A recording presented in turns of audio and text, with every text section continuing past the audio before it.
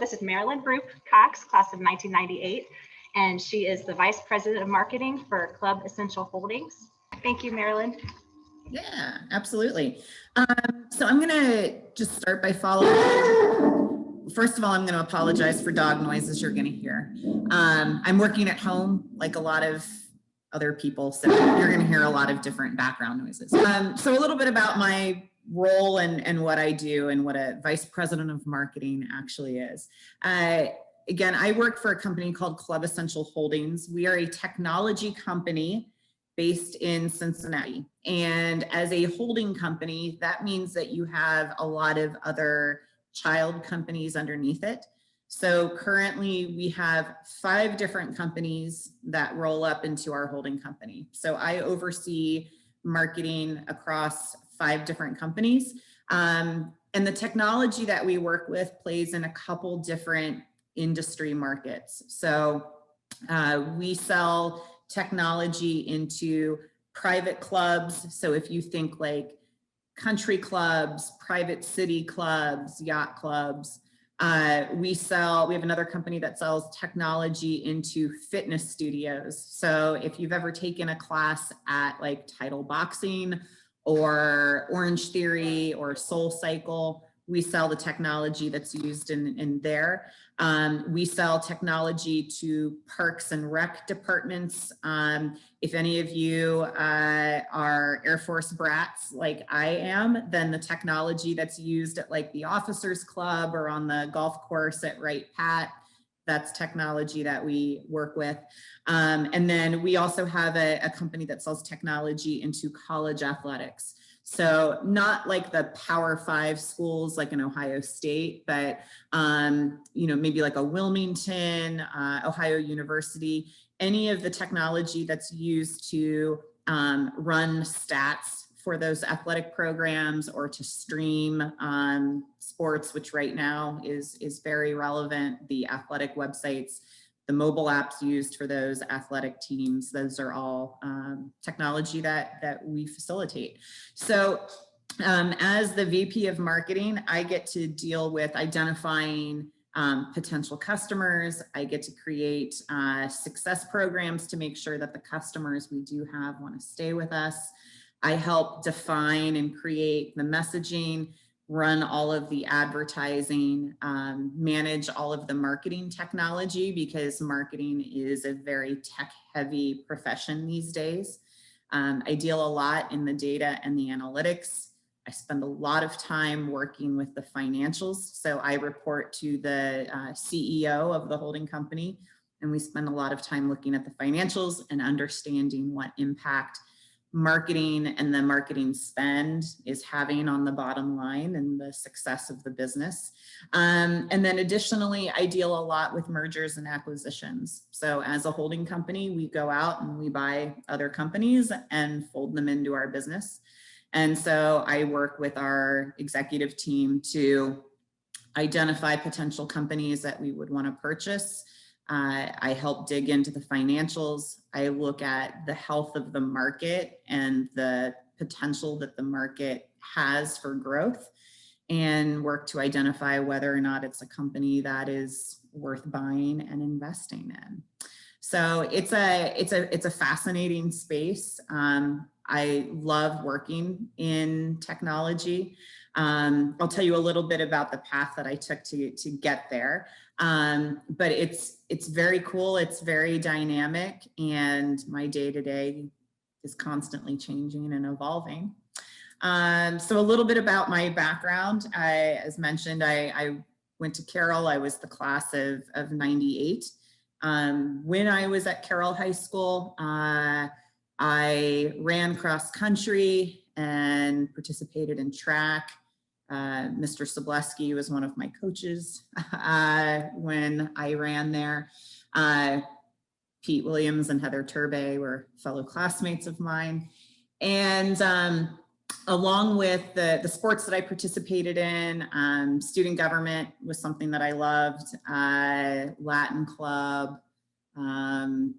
Sure, there are a host of other things that I'm forgetting, but those were some of the activities that certainly stand out. classes and teachers I know that had a profound impact on me. I don't know how many of them are even around anymore. But Mr. Rakel was a history teacher as well as an economics teacher that I had at Carroll. Amazing. He taught me the art of storytelling, which is very, very important, especially if you're looking at going into any type of business, is you need to know how to craft your narrative and use that to get people to buy in to whatever it is that you're working on. Principal Sobolewski's father, the other Mr. Sobolewski, taught public speaking. I would say that was another really, really great class that I had. And I certainly took a lot away from that experience. And then Sister Mary Alice was my Latin teacher and another excellent teacher. And then Mr. Hemmert, my English teacher, was also fabulous. So many great teachers that I had there. I left Carroll in 1998 and started at Ohio State that following fall as a political science major. Like a lot of students, I think coming out of high school, I had like a handful of career fields that I thought you could go into. And so for someone who was interested in political science, I kind of went into it going, I'll study law, right? Like that's what you do. I took a constitutional law class my like sophomore year of college and thought, this is not for me. It's not what I want to do. It just didn't appeal to me the way that I thought it would. So I was like a lot of, I think, college students trying to figure out what it is that I wanted to do. Interestingly enough, I did not take a single business class in my undergrad. I didn't take any marketing classes in my undergrad. But when I graduated with my degree in political science, I ended up taking a job in sales for a company local to Columbus. And then from there, ended up getting a job working for Reynolds & Reynolds back here in Dayton, which is what brought me back to town. I did sales for a few years, enjoyed it, learned a lot, but much like my college career, it was more process of elimination of realizing that while I enjoyed it, it's not what I saw myself doing long term. I ended up shifting into project management because I thought that could open up just a different view of what was available in terms of opportunities within a larger business. And interestingly enough, the first job that I took as a project manager was with a tech company in Cincinnati, and I got embedded into a marketing department. And at the time, they were getting ready to implement this new technology called marketing automation technology, which was just kind of this new cool stuff back then that people didn't know a lot about. But once I started working with it, I realized very quickly that marketing was as much a science as it was an art. And I realized that there was a lot of really important data and insight that I could pull out of that technology. So I became really proficient in working with the tech and knowing the numbers and the data, and married that with understanding how to tell a good story and how to communicate in a couple different ways, whether it was written or video. And over time, ended up moving into a leadership role at that company. I did that for about 5 years, took a job with Oracle where I got to work with specific accounts within different industries to help them implement marketing best practices. So one of the organizations I got to work with was the Golden State Warriors, which was fascinating, and helping them understand how to create this like immersive digital experience when you were going to come and see a game played there in San Francisco. And so it was a lot of fun to think about how you could leverage beacons and mobile devices and create these different personalized experiences depending on someone's favorite player or loyalty programs that they might have had set up. So I got to do that with a lot of different companies across different industries. And then after that, I ended up taking a job with the Second City in Chicago, The Second City, if you're not familiar, is an improv comedy company. So if you like Steve Carell or Tina Fey or Amy Poehler or anybody that's been on SNL or the Comedy Channel, most of them have come out of the Second City. I worked with the Second City for a few years in helping them build and create a similar program to what we did with like the Golden State Warriors, but also identifying the potential to grow their business because they take the practices of improv into the professional workplace and helping people understand how to facilitate communication and develop leadership skills. So comedy is a great output of improv, but there's some really great lessons that can be learned from those exercises. And I did that for a few years. And then a couple of years ago, decided to move back over onto the tech side of things where I am now. And I get to continue doing what I love, which is helping the business grow at a rapid rate. I get to help our customers understand how they can better connect with their customers using technology and marketing best practice. Yeah, and it's just it's a fascinating space that continues to evolve and change. And on top of that, I'm currently midway through my MBA. I'm getting my MBA through the Executive MBA program at Xavier University. So decided in my 40s that it would be a good idea to go back to school. But I'm in a program with other people that decided to take the similar path and go to grad school later on in life when they had some more practical experience. And that's really fascinating as well. So I have in grad school, you tend to have what's called a capstone project. So it's this long-term project that you work on through the better part of your time, along with all of your classes and exams and papers. And my capstone, I'm actually working with the new CEO of Papa John's Pizza. So they're kind of in a rebuilding process. They've got a lot of damage control and reputation management that they're having to deal with, as well as being technically behind competitors like Domino's. So working with them through the end of this year on some of their key initiatives too. So with that, I'm happy to answer any questions that the group has, and whether it's college related, profession related, yeah, happy to open it up. How specifically has the pandemic affected your company? It's a really great question. Nice question. I will say it depends on what business we are talking about. So for the company that sells into universities and athletic programs, they've taken a pretty substantial hit because people aren't playing sports. And so there's not a lot in the way of athletics to stream or people coming to watch an event in person. We do have our website business, which brings in, good consistent revenue.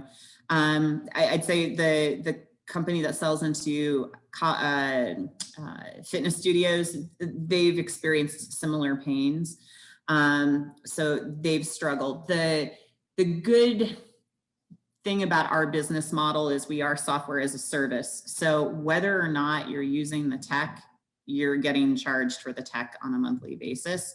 One of the challenges with our business model is we're also a payment facilitator, which means that anytime you guys swipe a card, whether it's for your membership or to buy a bottle of water, we take a percentage of that money as a transaction fee. So that's why, like, when you buy tickets through Ticketmaster, half of the cost of your tickets is processing fees. That's where I think we've seen a drop in our revenue. Our other two business units have actually fared very well during the pandemic because they are more outdoor focused. Additionally, the technology that we use or that we sell into those businesses is actually very complementary, as odd as that sounds, to pandemic circumstances. So we never really had thought about it in these terms a year ago, but when shutdowns did start to happen and restrictions were placed on different like indoor activities and even outdoor activities, our technology allows for like reservation management, which is great. So they can do like capacity management, saying, all right, we want to say that you can only have like 10 people booked into your fitness facility at any given time. So we can create rules within the technology that limits capacity. And so you can do capacity management, online ordering and mobile ordering, especially at the private clubs. So a lot of their revenue comes in through their food and beverage services. We were able to create online ordering through apps, just like you would at any restaurant. And so members of these clubs could still do their online ordering. And the clubs got very creative in thinking about how they could take like maybe traditionally the Mother's Day brunch, which is a big event, creating like these packages and baskets and stuff for their members. So we could help build and create what that experience was like digitally. Touchless and contactless, our technology supports that. So kiosks, being able to scan yourself in and out, being able to touchlessly pay for things, all of that has been beneficial. And then also our reporting capabilities allow for contact tracing. So not only can I tell you who used that bike and spin class, but I can also tell you who actually cleaned that spin bike in class. So those were all things that we were able to pivot very quickly and reposition our solutions and messaging and value around how this technology could now help and support during the pandemic. So overall, our company actually has done really well in the last year. And some of it is we were quick to adjust and shift our message and be first to market. And some of it was just pure luck in that our technology was complementary to these circumstances. What advice would you give someone trying to get into college? Oh, identify what you love is one piece of advice. So I think that, I mean, I would put myself in this bucket. I felt like going into my freshman year, I needed to know what it is I wanted to do when I graduated. And so I needed to make that decision so I could select the right major and be on my way. I, looking back, wish I had given myself the flexibility to take a bunch of different classes to discover what it was that I really enjoyed and what I liked. I think that I don't know if the outcome, would have been any different in terms of where I ended up in my career. But I think I would have enjoyed my college experience a lot more, taking classes that I found to be fulfilling or interesting versus kind of like forcing myself down a path because I thought that's the way that I was supposed to go. And it's interesting. There are a couple of students, at least at Ohio State, that I do some mentoring with, and it's very interesting to see the paths that they've taken. One young woman, for example, thought that she wanted to go into computer science, and she took a couple different classes and ended up shifting into urban planning and economics because her passion is to figure out how to better support underprivileged communities. And she recognized that, like, if I study urban planning and economics, I can do that. And so she shifted away from computer science. So I think that's one piece of advice that I would give is don't feel like you have to make a decision at 18, 19, even 20 years old on like what the end result has to be. And I think the same is true even when you're thinking about universities. It's really identifying what feels right and what you love. I loved my time at Ohio State. It was a good school and it served me well. As a grad student right now at Xavier University, where, I mean, those two schools are polar opposites in terms of, like not just like even the number of students, but just class size. It's so different. And my experience at Xavier is so much more fulfilling because of things like class size, the relationships that I've developed with my professors, things that I just never did at Ohio State because I was in a massive class with, you know, a lot of people, and, you know, it just, it didn't jive. And again, it was fine, and it worked well for me, but it's something that I look back and go, I wonder what it would be like if I had actually, you know, taken a different route and gone to a different type of university. So those are, I think, a few things. Maybe one final comment would be on the going to college.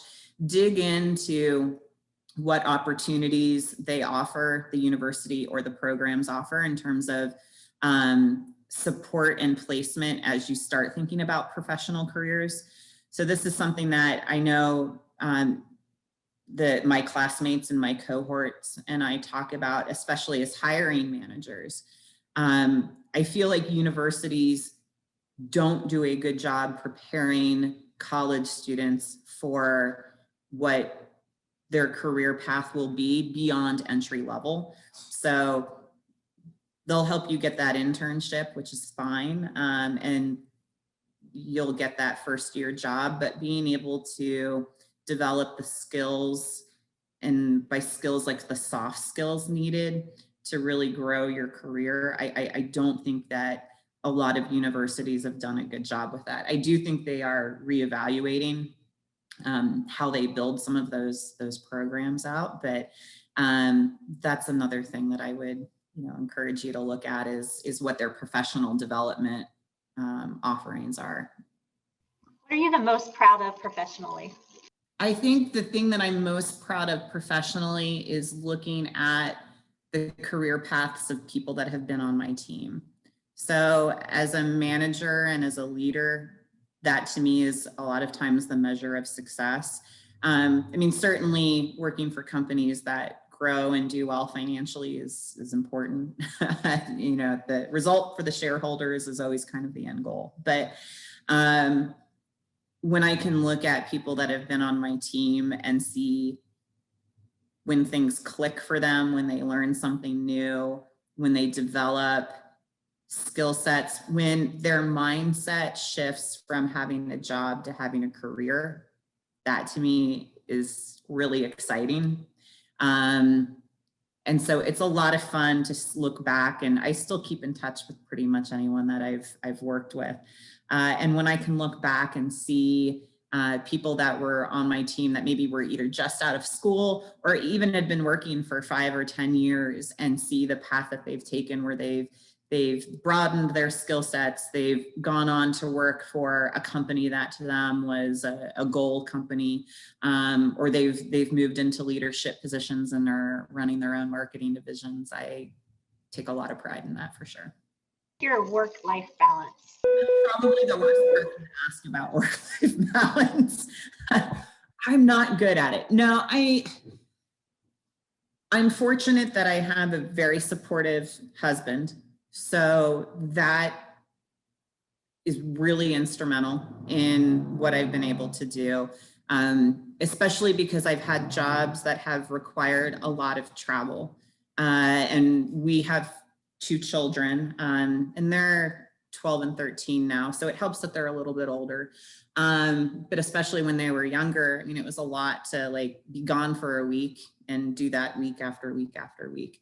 I think now, and especially working remote, it's certainly introduced a whole new set of challenges and how you think about when your workday starts and stops. And then on top of that, now I've thrown in having to take classes, and I'm in class all day Friday and all day Saturday every other week. So, you know, it's introducing a lot of complexity.